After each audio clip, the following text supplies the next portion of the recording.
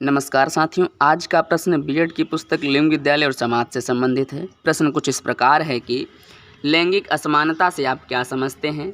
लैंगिक असमानता का प्रभाव किन किन क्षेत्रों में देखा जा सकता है? प्रश्न एक बार पुनः, लैंगिक असमानता से आप क्या समझते हैं? लैंगिक असमानता का प्रभाव किन किन क्षेत्रों में देखा जा सकता है? सबसे पहले हम लैंगिक असमानता के बारे में समझने का प्रयास करते हैं। इसको हम पॉइंट में यानी बिंदु के हिसाब से समझने का प्रयास करेंगे। उसके बाद हम असमानता के प्रभाव क्षेत्र पर चर्चा करेंगे। ठीक है, तो सबसे पहला पॉइंट कहता है या सबसे पहला बिंदु कहता है कि लैंगिक असमानता से मैं यह समझता हूँ कि एक लिंग को दूसरे लिंग के मुकाबले कम महत्व, कम अधिकार, कम अवसर और सम्मान का दिया जाना ही लैंगिक असमानता है। लैंगिक असमानता एक सामाजिक और सांस्कृतिक समस्या है जो विश्व के कई देशों और समुदायों में पाई जाती है, लगभग हर देश में पाई जाती है। ठीक, लैंगिक असमानता का तात्पर्य लैंगिक आधार पर महिलाओं के साथ भेदभाव से है। परंपरागत रूप से समाज में महिलाओं को कमजोर वर्ग के रूप में देखा जाता है। वे घर और समाज दोनों जगहों पर शोषण, अपमान और भेदभाव से पीड़ित होती हैं। महिलाओं के खिलाफ भेदभाव दुनिया में लगभग हर जगह प्रचलित है। ठीक है, तीसरा बिंदु कहता है कि आपने कभी अपने आसपास या पड़ोस में बेटी के जन्म पर ढोल, नगाड़े और शहनाइयों को बजते देखा है? शायद नहीं देखा होगा। फिर भी हम भारत के लोग 21वीं शताब्दी के भारतीय होने पर गर्व करते हैं। ठीक है, बेटा पैदा होने पर खुशी का जश्न बनाते हैं और अगर बेटी का जन्म हो जाए तो शांत हो जाते हैं। चौथा पॉइंट देखते हैं, भारत में लैंगिक असमानता की जड़ें कितनी गहरी हैं और कितनी मजबूत हैं, इसको हम इन आंकड़ों से समझ सकते हैं कि भारत वैश्विक लैंगिक अंतराल रिपोर्ट 2020 के अनुसार 153 देशों में भारत का स्थान 112वें स्थान पर है।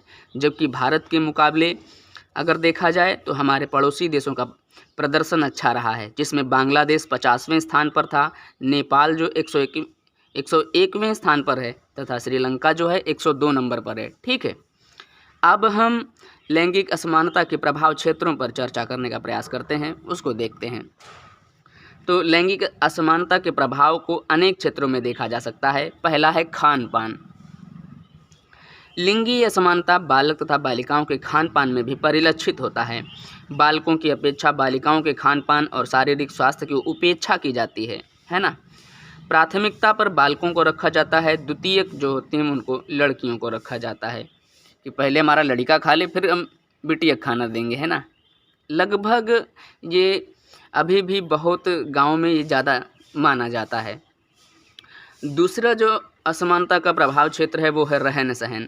लिंगी असमानता बालक और बालिकाओं के रहन सहन के स्तर में भी स्पष्ट रूप से परिलक्षित होता है। बालकों के वस्त्रों की समुचित व्यवस्था की जाती है और बालिकाओं की उपेक्षा की जाती है। चलो तुम इतने में काम चलाओ, बस बहुत है। ठीक है, तीसरी जो असमानता का क्षेत्र है वो है शिक्षा। बालिकाओं की पिछड़ी स्थिति का एक प्रमुख कारण यह है कि उनकी शिक्षा की समुचित व्यवस्था का ना होना। लड़की को परिवार वाले पराया धन समझते हैं, इसलिए वे इनकी शिक्षा पर खर्च नहीं करना चाहते, जिससे वे शैक्षिक दृष्टि से बालकों की अपेक्षा पिछड़ जाती हैं। ठीक है, लड़कों को तो लोग ज़्यादा पढ़ा लिखा लेते हैं, लड़कियों पर ज़्यादा अपना कोई धन खर्च नहीं करना चाहता, उनकी शिक्षा पर ज़्यादा उनकी शिक्षा का भार वहन नहीं करना चाहता। बहुत कम लोग जो जागरूक होते हैं वही ध्यान देते हैं, बाकी सब ऐसे काम चलाते हैं। इसी में दूसरा, शिक्षा एक मूल अधिकार है जो हर बच्चे को मिलना चाहिए, लेकिन भारत में लैंगिक असमानता के कारण लड़कियों को शिक्षा के अवसर पुरुषों के मुकाबले कम मिलता है। लड़कियों को घरेलू कार्यों, बाल विवाह, लैंगिक हिंसा, गरीबी, अंधविश्वास आदि के कारण शिक्षा से वंचित रखा जाता है। ये आज से ही नहीं, ये पुरानी प्राचीन परंपरा से चला आ रहा है। इससे उनके आत्मविश्वास पर, रोजगार पर, स्वास्थ्य पर और सामाजिक भागीदारी में और निर्णयन शक्ति पर भी नकारात्मक प्रभाव पड़ता है। लगभग हर क्षेत्र में जो है नकारात्मक प्रभाव पड़ता है ऐसी सोच से, है ना, ऐसी विचारधारा से, ऐसी पारंपरिक रूढ़िवादी परंपराओं से। ठीक है, अब चौथी जो समस्या है वो रोजगार एक आर्थिक अधिकार है जो हर व्यक्ति को मिलना चाहिए, लेकिन भारत में लैंगिक असमानता के कारण महिलाओं को रोजगार के अवसर, आय पुरुषों के मुकाबले कम मिलती है, रोजगार भी कम मिलता है, आय यानी वेतन भी कम मिलता है। महिलाएं घरेलू जिम्मेदारियों के कारण, लैंगिक भेदभाव के कारण, असुरक्षा के कारण, अस्थायी काम मिलने के कारण, कम वेतन, कम लाभ और कम सामाजिक सुरक्षा के कारण रोजगार से वो दूर रहती हैं। ठीक है, आगे अब हम 5वें असमानता के क्षेत्र पर चर्चा करते हैं, यानी राजनीति पर। एक लोकतांत्रिक अधिकार है, राजनीति जो है एक लोकतांत्रिक अधिकार है जो हर नागरिक को मिलना चाहिए, लेकिन भारत में लैंगिक असमानता के कारण महिलाओं को राजनीतिक नेतृत्व, नीति निर्माण, शांति और सुरक्षा, न्याय और नागरिकता आदि में पुरुषों के साथ बराबरी की भागीदारी नहीं मिलती। ठीक है, छठा जो क्षेत्र है स्वास्थ्य। महिलाओं को अच्छी स्वास्थ्य सेवाएं नहीं मिलती, उनको अनावश्यक लैंगिक हिंसा का सामना करना पड़ता है, इससे उनका शारीरिक और मानसिक स्वास्थ्य बिगड़ता है। ठीक है, 7वां खेल जो असमानता का क्षेत्र है, महिलाओं को खेल के क्षेत्र में भी बराबरी का अधिकार नहीं मिलता, उनको खेलने के लिए अच्छी सुविधाएं, प्रशिक्षण, वर्दी, सामग्री, समर्थन आदि भी नहीं मिलता।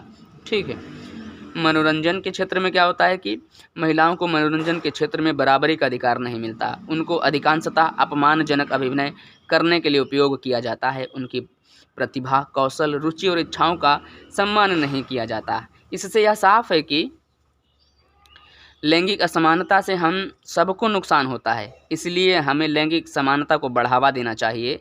लैंगिक समानता से हम सब का विकास होगा। ठीक है, आज के लिए इतना ही, धन्यवाद।